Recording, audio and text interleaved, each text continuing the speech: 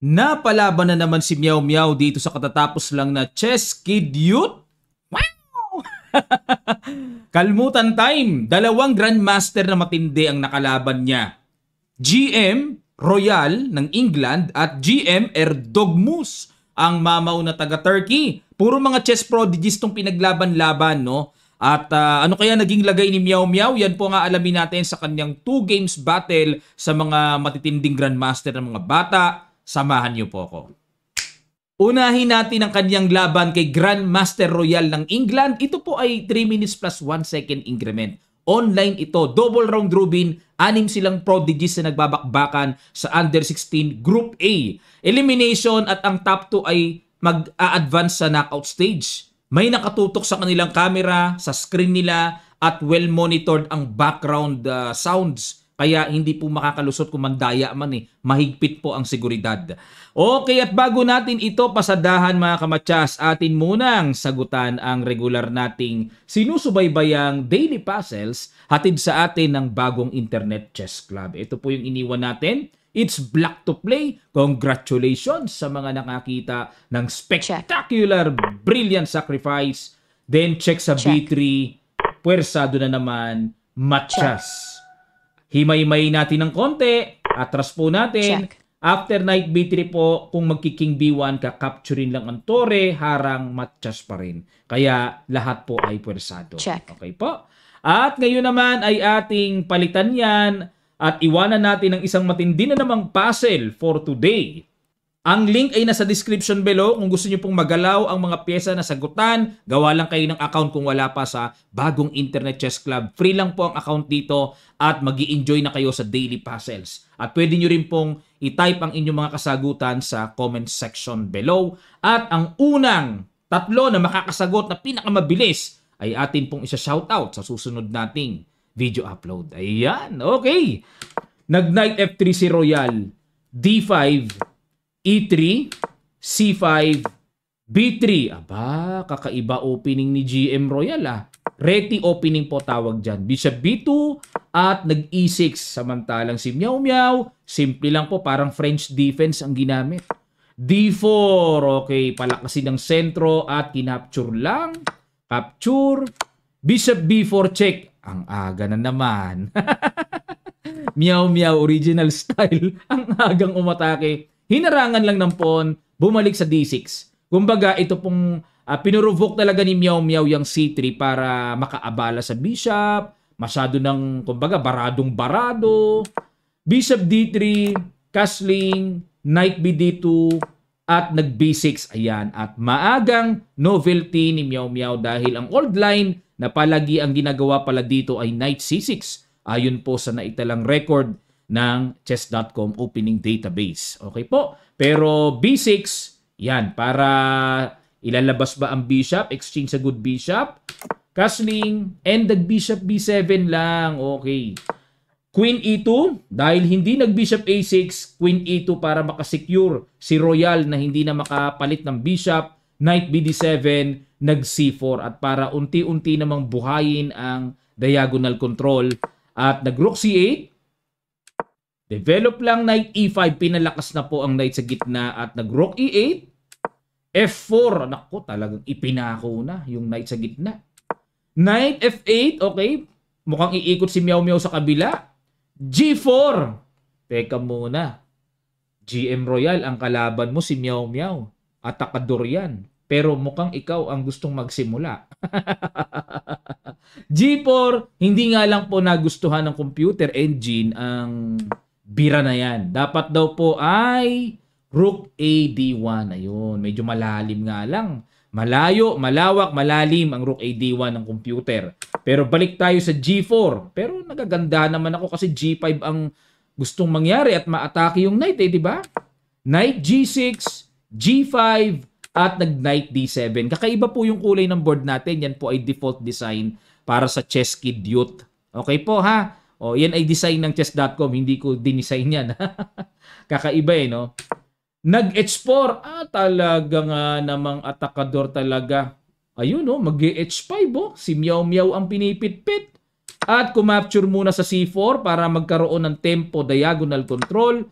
nag-b takes c4 and another bad move by GM Royal. Dapat daw po ay knight d takes c4. Atake sa bishop. Okay? Pero dahil po ng pinang-capture at dito, yun lang. Pakiguess nyo po mga kamatsas. Sa kabila ng medyo may mga sabit-sabit, mga gulo-gulo, pero natumbukan ni Meow Meow ang malinis na napakagandang tira. Sa ilang sandali lang, tutuloy kagad natin. Start.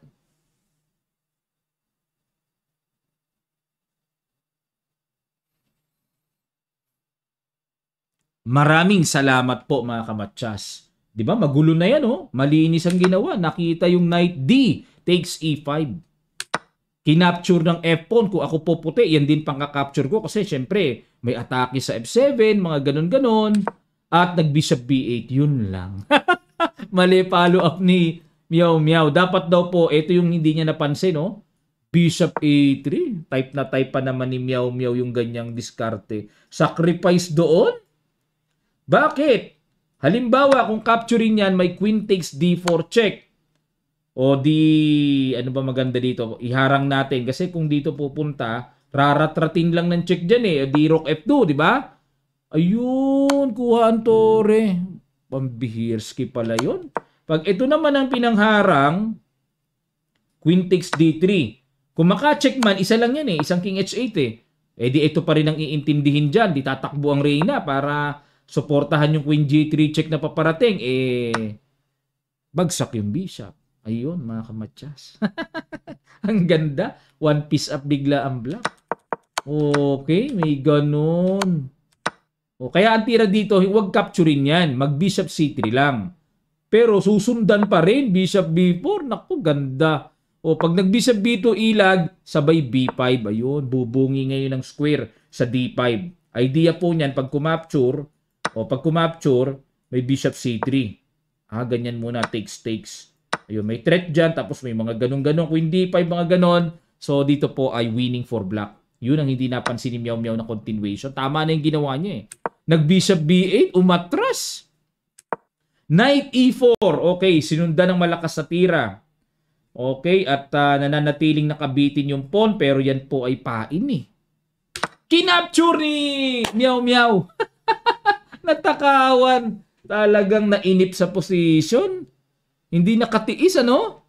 Kasi nakikita dito ni Meow Meow, mukhang titirahan na siya ng h5, mapipit-pit na siya. Kumbaga, naiilang shot, nagpas niya yung pawn, pero ang accurate pala dito is b5. Yan ang mga discarding matindihan. Pag kinapture, halimbawa, saka ka-capture doon. Sasakto na po yan. Ayun, okay. Galing ha. O, balik tayo sa 96H4. At dito mga kamatsas, naku, napuri ng computer ang binitawan ni GM Royal. Boom! Knight F6. Brilliant sacrifice. Kinapture. Ayun! Naku, namali naman. Namali. Palagay nyo po mga kamatsas, ano sa palagay nyo na miss dito ni GM Royal? Mayroon siya na miss dito. Ito. Grabe yung sundot na yan. Oh. Yan ang follow-up na deadly. Na dito, obligado mag-king f8. Kasi po, kung kakapturin ang bishop, may diretsong queen h5 check, bababa, tapos g takes f6. Grabe. Biglang parang preno, pero ito po yung threat, oh. Queen h6, sabay ganun. Grabe, threatening matchas. Yan ang naka-freeze na dito, oh. Walang solution pag nakaganon, eh. Pag knight f5 naman, kakapturin lang ng tore yan. Ang daming tira. Nakatakot. Ayan, wala na. Nakaligtaan ni ano to. Kung dito naman pupunta, king f8, g f6. Silent lang, pero ayun, may mga sundot na ganun, malalakas, oh. Tapos may queen h5 pa rin, dami pa rin. Unstoppable attack na pala talaga. Unstoppable mate na yata talaga yon. So, ito ginawa. Akala siguro ni Royal, parang pareho lang. Naka king h8. Iba na ito. Iba na. Queen h5. Ayan. Threatening matchas. Another bad move by Royal. Ang tamang tira daw is king f2. Baka ganun ang gusto mangyari, no? Rook h1. Baka ganun ang gusto mangyari, rook h1 at maka-atake sa h7. Kahit makapture yon, may isa pang tore. Lalim nung king f2 din, ano? O, pero queen h5, threatening matchas, pero nag-rook g8 check, king f2, rook g2 check, king e1, knight g6. Ayun, bago sinarhan ang strong diagonal, pero yung tore na ipasok na sa loob para makagulo. At nag-bishop c3, iwas muna kasi naka-threat. At dito, naku, matindi. Matindi ginawa. O sige po, guess nyo ulit. Puzzle number 2 tayo. Laro ni Meow Meow. Dami talagang puzzle yan. Sa ilang sandali lang, tutuloy kagad natin. Start.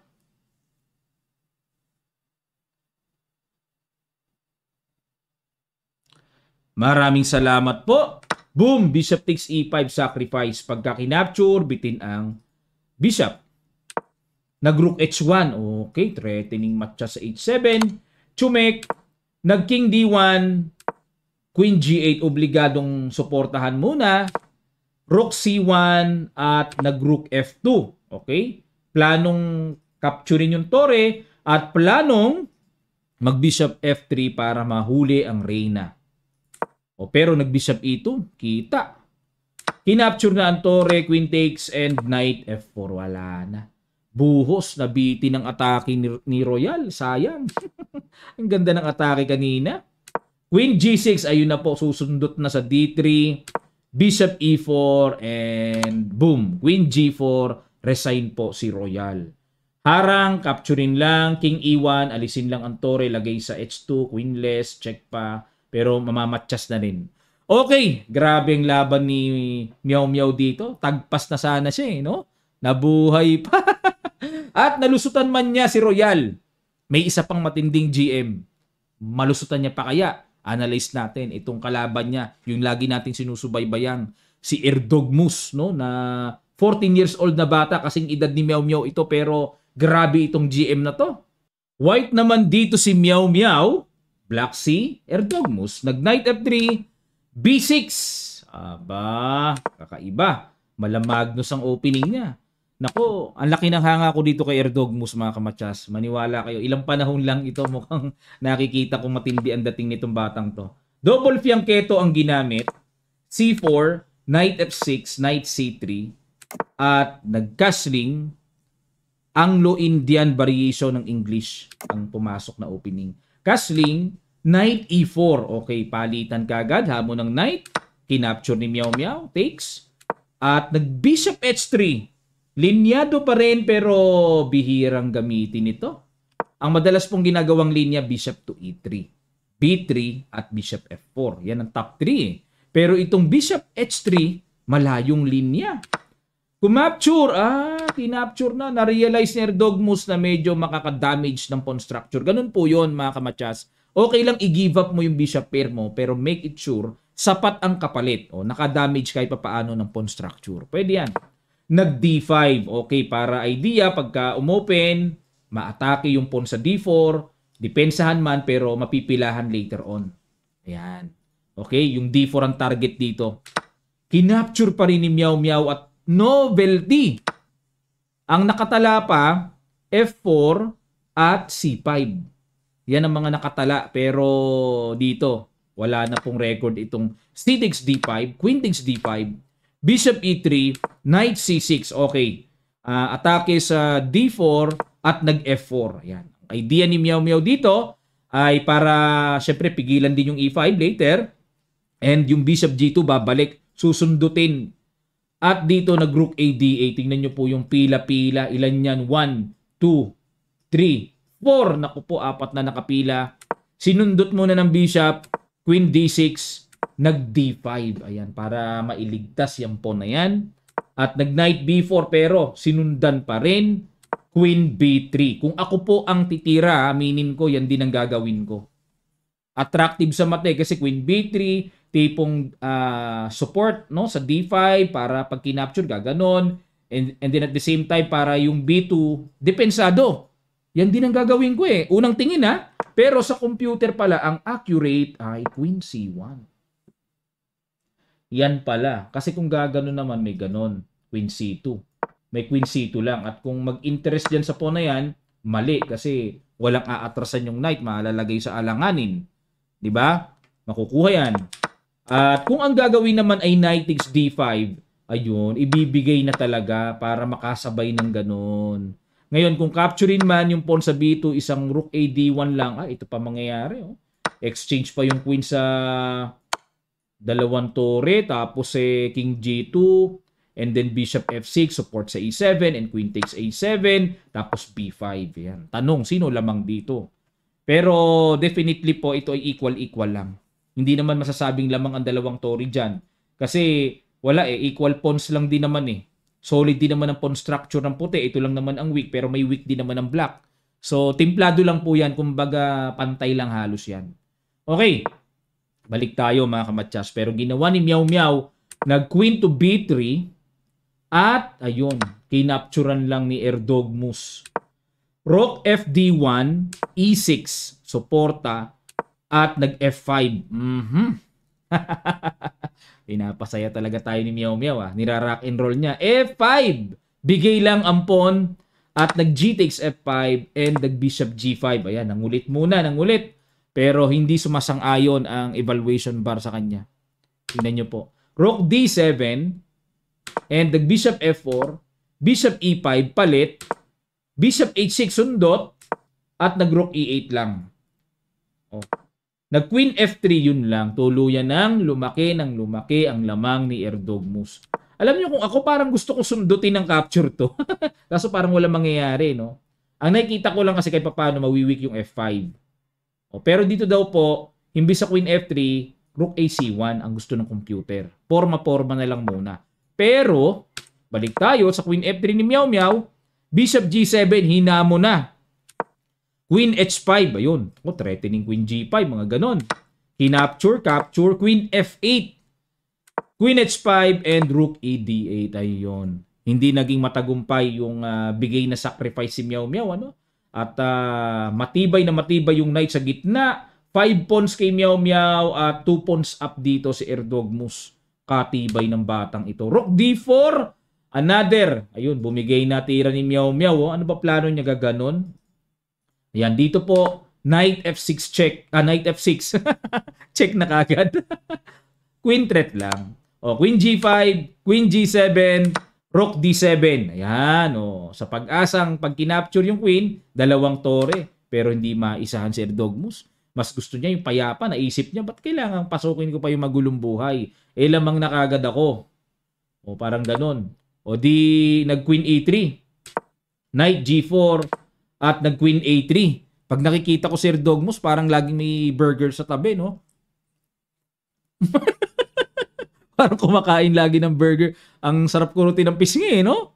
O, butchog Nag-Queen A3, threat ang pawn sa A7 at nag-Rook D2, tiniret ang pawn sa F2. Mukhang susundot pa ng Queen D4. Yan ang mga nakikita kong mabigat dyan. At nag-Rook F1, dinipensahan. Queen D4 na nga, dinagdagan ang D-in sa F2. Obligadong balikan. Vital yung F2, nandyan yung king Kumbaga sa sakit, naku, malapit sa yung laging kasabihan, malapit sa bituka yan, delikado yan, parang gano'n. Ano? Rook takes B2 at ayun, H3 para mapaalis muna yan. Knight E5, threat sa queen, check. Ayun, nakapingas kahit pa paano, pero Knight D3, yun lang. Yun lang, pagpihit ng Yokabab, paano babalikan yung pawn sa F2? Yung queen parang na-misplace. Kinapture na lang, no choice Capture na lang yan. Tinagpas ng knight. King H2, ilag kasi po, dangerous sa pin yan. And Knight D3. Okay, ayun naman ang dangerous sa paparating. Queen to E7 para makahanap ng mga sundot-sundot, maka-rescue ng mga check-check. Pero grabe, piniplesingan lang. Queen E3 para walang Queen G5.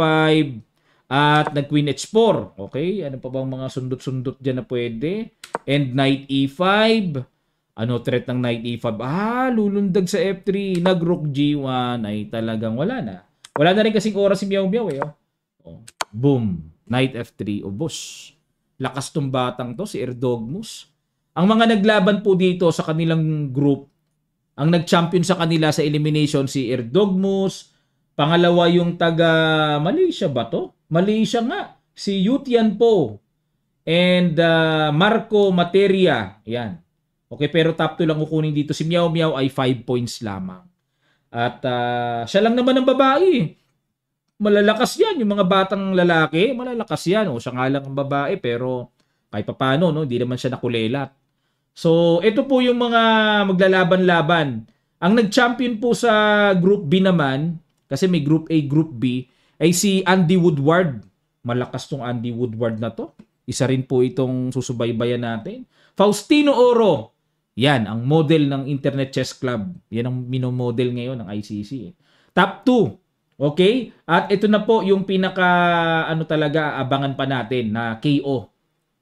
Erdogmus versus Faustino Oro. Ganda ng laban. Si Faustino Oro, 12 pa lang, mga kamatsas. Ayan. At Andy Woodward versus Marco Materia. Abangan po natin, knockout stage na sila dyan. At naglaro po si Megan Paragua, no? Di nga lang po pinalad sa under 13, pero yung first round niya panalo, second match niya, dun siya natalo. Pero okay lang, congratulations pa rin kay Megan Paragua, ang pamangkin ng aking kaibigan na si John Vincent. Ang anak pala ni John Vincent at pamangkin ni Grandmaster Mark Paragua.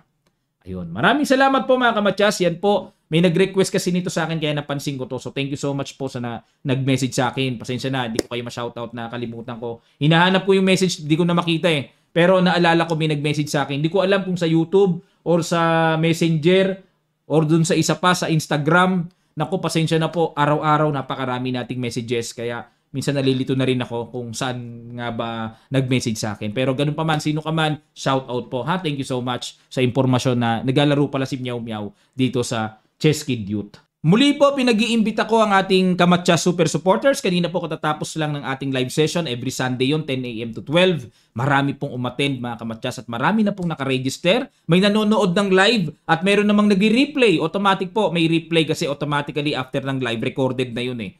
So, sali na po kayo mga kamatsas, grab the opportunity. Ang link nasa description below lang. Click nyo lang po para malaman nyo, mabasa nyo muna yung benefits and perks bago po kayo mag-register. Ha? Maraming salamat. Magkita-kita pa tayo sa mga susunod pang chess updates.